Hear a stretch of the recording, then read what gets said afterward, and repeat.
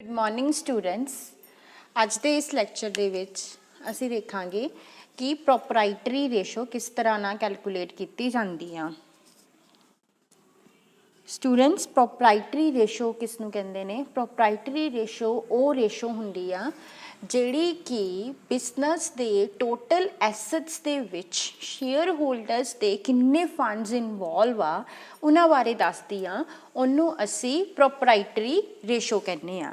सो proprietary ratio की आ? Proprietary ratio वो percentage आ share holder funds की जिहड़े कि बिजनस दे टोटल एसेट्स दे विच इनवॉल्वड ने। सो प्रोपराइटरी रेशो का फॉर्मूला की हुंदा आ? प्रोपराइटरी रेशो का फॉर्मूला हुंदा share holder funds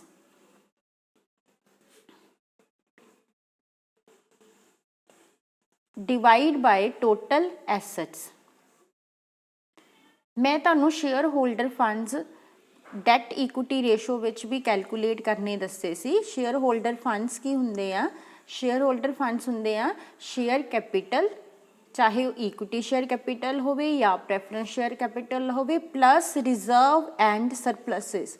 reserve and surpluses दे विच असीं लै लैंदे आ general reserve, capital reserve, profit and loss का क्रेडिट बैलेंस और security premium reserve, capital redemption reserve. और अगर प्रॉफिट एंड लॉस का डेबिट बैलेंस होवे तां वो शेयर होल्डर फंड्स कैलकुलेट करन दे टाइम ते माइनस किया जाता है प्लस करन दी जगह ते। और एंड विच असीं उहदे विचों माइनस कर दिंदे आ प्रिलिमिनरी एक्सपेंसिस नूं। सो साडे शेयर होल्डर फंड्स जिहड़े आ वो कैलकुलेट इस तरह किए जाते हैं। और नीचे असीं लैना टोटल एसेट्स, मीनस तुसीं एसेट्स का टोटल लैना आ। हुण असीं एक प्रॉब्लम की हैल्प दे नाल देखांगे कि किस तरह नाल प्रोपराइटरी रेशो जिहड़ी है कैलकुलेट की जाती है। क्वेश्चन नंबर 30 तुहाडी बुक च दिता होया आ। From the following particulars calculate the proprietary ratio. Equity and liabilities given ने जिहदे विच शेयर होल्डर फंड्स आ, इक्विटी शेयर कैपिटल दिती हुई आ, प्रेफरेंस शेयर कैपिटल दिती हुई आ, रिजर्व एंड सरप्लसिस दे विच अकमुलेटिव प्रॉफिट्स ने, सिक्योरिटी प्रीमियम रिजर्व है। सो ये सारा जिहड़ा तुहाडा शेयर होल्डर फंड्स आ। और नीचे तुहानूं एसेट्स दिते हुए आ नॉन करंट एसेट्स जिहदे विच टेंजीबल एसेट्स दे अंडर फिक्स एसेट्स दिते ने और करंट एसेट्स दिते ने। सो तुहानूं टोटल करंट एसेट्स जिहड़ा वो एसेट साइड तो मिल जाएगा तो शेयर होल्डर फंड्स जिहड़ा वो लाइबिलिटी साइड तो मिल जाएगा। हुण इहनूं असीं किस तरह कैलकुलेट करांगे? क्वेश्चन नंबर 30 सब तो पहला असीं शेयर होल्डर फंड्स कैलकुलेट करांगे। तुहानूं बुक दे विच इक्विटी शेयर कैपिटल दिती हुई आ 2 लाख की, preference share capital again 2 lakh की, रिजर्व एंड सरप्लसिस दे विच अकमुलेटेड प्रॉफिट्स गिवन ने 65,000 दे, सिक्योरिटी प्रीमियम रिजर्व गिवन है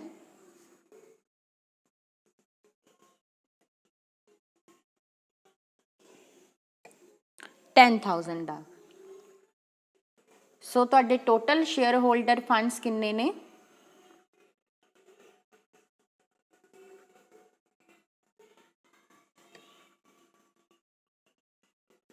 $4,75,000 ਦੇ ਤੁਹਾਡੇ टोटल शेयर होल्डर फंड्स ने।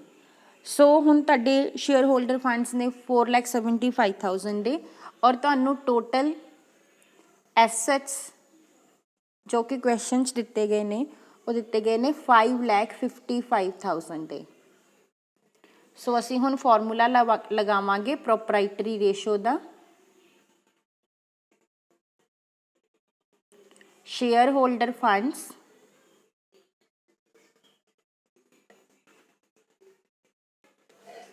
Divide by total assets. So share holder funds असी हुणे कैलकुलेट किए हैं जो कि तुहाडे आए ने 4,75,000 दे और टोटल एसेट्स जिहड़े दिते हुए आ वो दिते हुए 5,55,000 दे। सो 4,75,000 नूं 5,55,000 नाल अगर असी डिवाइड करते हाँ तो साडा आंसर आउंदा है, सो साडा आंसर आउंदा है 0.855:1। सो इस तरह नाल तुसी अपनी प्रोपराइटरी रेशो कैलकुलेट करनी है। ਹੁਣ ਇਸ ਕੁਐਸਚਨ ਦੇ ਵਿੱਚ ਮੈਂ ਤੁਹਾਨੂੰ ਦੱਸਿਆ ਕਿ ਸ਼ੇਅਰ ਹੋਲਡਰ ਫੰਡਸ ਕਿੱਦਾਂ ਕੈਲਕੂਲੇਟ ਕੀਤੇ ਜਾਂਦੇ ਆ। ਅਸੀਂ ਸ਼ੇਅਰ ਹੋਲਡਰ ਫੰਡਸ ਕੈਲਕੂਲੇਟ ਕੀਤੇ ਨੇ ਲਾਇਬਿਲਿਟੀ ਅਪਰੋਚ ਨੂੰ ਫੋਲੋ ਕਰਕੇ। ਲਾਇਬਿਲਿਟੀ ਅਪਰੋਚ ਦਾ ਮਤਲਬ ਕੀ ਆ ਕਿ ਤੁਸੀਂ ਆਪਣੀ ਲਾਇਬਿਲਿਟੀ ਸਾਈਡ 'ਚੋਂ ਸ਼ੇਅਰ ਹੋਲਡਰ ਫੰਡਸ ਜਿਹੜੇ ਆ ਉਹ ਕੈਲਕੂਲੇਟ ਕੀਤੇ ਨੇ। ਹੁਣ ਜੇ ਤੁਸੀਂ ਚਾਹੋ ਤੇ ਤੁਸੀਂ ਐਸਟ ਅਪਰੋਚ ਨੂੰ ਯੂਜ਼ ਕਰਕੇ ਵੀ ਸ਼ੇਅਰ ਹੋਲਡਰ ਫੰਡਸ ਕੈਲਕੂਲੇਟ ਕਰ ਸਕਦੇ ਹੋ। ਹੁਣ ਅਸੀਂ ਇੱਕ ਪ੍ਰੋਬਲਮ ਦੀ ਹੈਲਪ ਨਾਲ ਦੇਖਾਂਗੇ ਕਿ ਕਿਸ ਤਰ੍ਹਾਂ ਦੋਨੋਂ ਅਪਰੋਚਿਸ ਨੂੰ ਯੂਜ਼ ਕਰਕੇ ਸ਼ੇਅਰ ਹੋਲਡਰ ਫੰਡਸ ਕੈਲਕੂਲੇਟ ਕੀਤੇ ਜਾਂਦੇ ਨੇ। ਕੁਐਸਚਨ ਨੰਬਰ 32 ਆ, ਇਹਦੇ ਵਿੱਚ ਸਾਨੂੰ ਰਾਣੀ ਲਿਮਟਿਡ ਦੀ ਇਹ ਬੈਲੈਂਸ ਸ਼ੀਟ ਦਿੱਤੀ ਹੋਈ ਆ, ਜਿਹਦੇ 'ਚੋਂ ਅਸੀਂ ਸ਼ੇਅਰ ਹੋਲਡਰ ਫੰਡਸ ਕੈਲਕੂਲੇਟ ਕਰਨੇ ਆ। ਸੋ ਸਾਨੂੰ ਰਾਣੀ ਲਿਮਟਿਡ ਦੀ ਬੈਲੈਂਸ ਸ਼ੀਟ ਦਿੱਤੀ ਹੋਈ ਆ, ਜਿਹਦੇ 'ਚੋਂ ਅਸੀਂ ਸ਼ੇਅਰ ਹੋਲਡਰ ਫੰਡਸ ਕੈਲਕੂਲੇਟ ਕਰਨੇ ਆ ਅਤੇ ਡੈਟ ਇਕੁਇਟੀ ਰੇਸ਼ੋ ਕੈਲਕੂਲੇਟ ਕਰਨੀ ਆ। ਸ਼ੇਅਰ ਹੋਲਡਰ ਫੰਡਸ ਅਸੀਂ ਦੋਨੋਂ ਅਪਰੋਚਿਸ ਨੂੰ ਯੂਜ਼ ਕਰਕੇ ਲਾਇਬਿਲਿਟੀ ਅਪਰੋਚ ਅਤੇ ਐਸਟ ਅਪਰੋਚ ਨੂੰ ਯੂਜ਼ ਕਰਕੇ ਕੈਲਕੂਲੇਟ ਕਰਨੀ ਆ। ਹੁਣ ਬੈਲੈਂਸ ਸ਼ੀਟ ਦੇ ਵਿੱਚ ਸਾਨੂੰ ਸ਼ੇਅਰ ਹੋਲਡਰ ਫੰਡਸ ਵਿੱਚ share capital, reserve and surpluses given ਆ, ਨੋਨ ਕਰੰਟ ਲਾਇਬਿਲਿਟੀਜ਼ ਗਿਵਨ ਆ, long term borrowings and current liabilities ਦੇ ਵਿੱਚ ਟ੍ਰੇਡ ਪੇਬਲ ਔਰ ਐਂਡ ਵਿੱਚ ਸਾਨੂੰ ਟੋਟਲ ਦਿੱਤਾ ਹੋਇਆ। ਇਸੇ ਤਰ੍ਹਾਂ ਐਸਟ ਸਾਈਡ ਤੁਹਾਨੂੰ ਨੋਨ ਕਰੰਟ ਐਸਟਸ ਦੇ ਵਿੱਚ fixed assets, intangible assets, deferred tax assets and other non current assets ਦਿੱਤੇ ਹੋਏ ਆ। ਉਸ ਤੋਂ ਇਲਾਵਾ ਅਨਅਮੋਰਟਾਈਜ਼ਡ ਲੋਸ ਦਿੱਤਾ ਹੋਇਆ ਔਨ ਇਸ਼ੂ ਆਫ ਡੈਟ।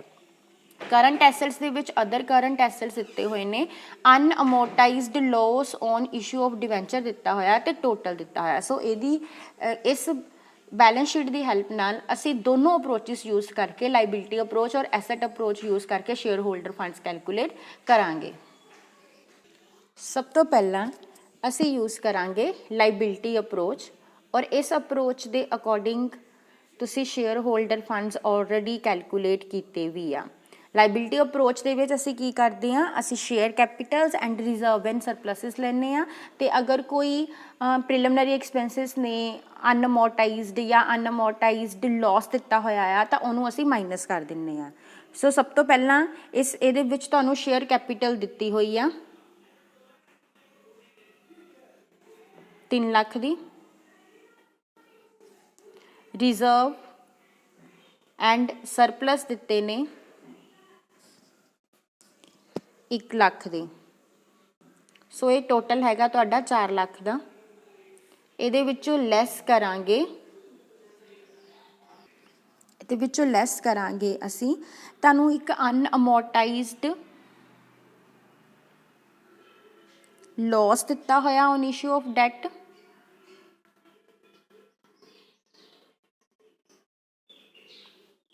ਜਿਹੜਾ ਕਿ 60,000 ਆ, ਐਂਡ ਉਸ ਤੋਂ ਇਲਾਵਾ unamortized loss on issue of debenture दिता होया,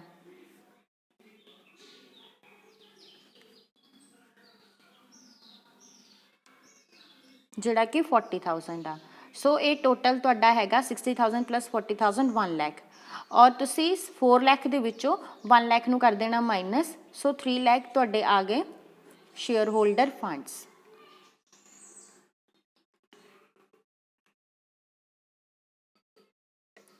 हुण असी यूज़ करांगे asset approach. Asset approach which तुसी एसेट साइड तो शेयर होल्डर फंड्स कैलकुलेट करने आ। सो की करना, सब तो पहला तुसी ले लेने अपने नॉन करंट एसेट्स, जिहदे विच तुहाडे फिक्सड एसेट्स दिते हुए आ 4 लाख दे,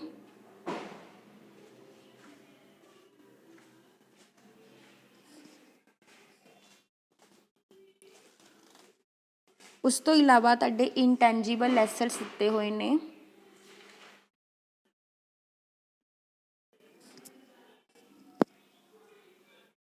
50,000 दे,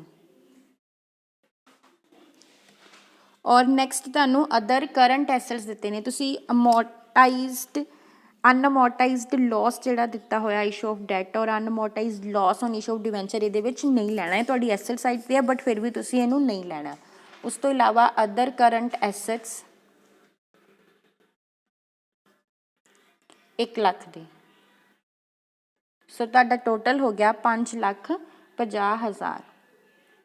ਹੁਣ ਤੁਸੀਂ ਇਹਦੇ ਵਿੱਚੋਂ ਲੈਸ ਕਰ ਦੇਣਾ ਆ ਲਾਈਬਿਲਿਟੀਜ਼ ਨੂੰ। ਲਾਈਬਿਲਿਟੀਜ਼ ਮੀਨਸ ਦੋਨੋਂ ਲਾਈਬਿਲਿਟੀਜ਼, ਨॉन ਕਰੰਟ ਲਾਈਬਿਲਿਟੀਜ਼ ਵੀ ਤੇ ਕਰੰਟ ਲਾਈਬਿਲਿਟੀਜ਼ ਵੀ। ਨॉन ਕਰੰਟ ਲਾਈਬਿਲਿਟੀਜ਼ ਦੇ ਵਿੱਚ 10% ਡਿਵੈਂਚਰ ਗਿਵਨ ਆ 2 ਲੱਖ ਦੇ। ਉਸ ਤੋਂ ਇਲਾਵਾ ਕਰੰਟ ਲਾਈਬਿਲਿਟੀਜ਼ ਦੇ ਵਿੱਚ ਟ੍ਰੇਡ ਪੇਏਬਲ ਗਿਵਨ ਆ 50,000 ਦੇ। ਸੋ 2 ਲੱਖ ਤੇ 50,000 ਟੋਟਲ ਹੋ ਗਿਆ 2,50,000। ਤੁਸੀਂ ਹੁਣ 5,50,000 ਜਿਹੜੇ ਤੁਹਾਡੇ ਐਸੈਟਸ ਸੀਗੇ ਉਹਨਾਂ ਦੇ ਵਿੱਚੋਂ 2,50,000 ਦੀਆਂ ਇਹ ਲਾਇਬਿਲਿਟੀਜ਼ ਮਾਈਨਸ ਕਰ ਦੇਣੀਆਂ। ਸੋ ਤੁਹਾਡੇ 3 ਲੱਖ ਦੇ ਸ਼ੇਅਰ ਹੋਲਡਰ ਫੰਡਸ ਜਿਹੜੇ ਨੇ ਉਹ ਕੈਲਕੂਲੇਟ ਹੋ ਜਾਣਗੇ।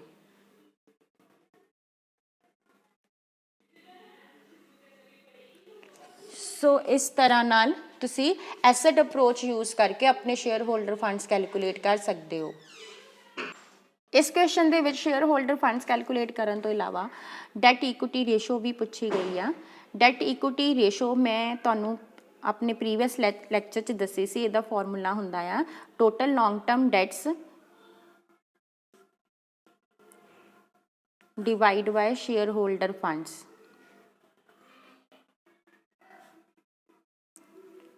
ਹੁਣ ਇਸ ਕੁਐਸਚਨ ਦੇ ਵਿੱਚ ਤੁਹਾਡੀ ਜਿਹੜੀ ਲੌਂਗ ਟਰਮ ਡੈਟ ਆ ਉਹ 10% ਡਿਵੈਂਚਰ ਹੈਗੇ ਆ, ਉਹ ਦਿੱਤੇ ਹੋਏ ਆ 2 ਲੱਖ ਦੇ। ਔਰ ਸ਼ੇਅਰ ਹੋਲਡਰ ਫੰਡਸ ਅਸੀਂ ਆਲਰੇਡੀ ਕੈਲਕੂਲੇਟ ਕਰ ਲਏ ਆ 3 ਲੱਖ ਦੇ। So 2 lakh divide by 3 lakh 0.67:1 ਤੁਹਾਡਾ ਡੈਟ ਇਕੁਇਟੀ ਰੇਸ਼ੋ ਦਾ ਆਂਸਰ ਜਿਹੜਾ ਆ ਜਾਏਗਾ।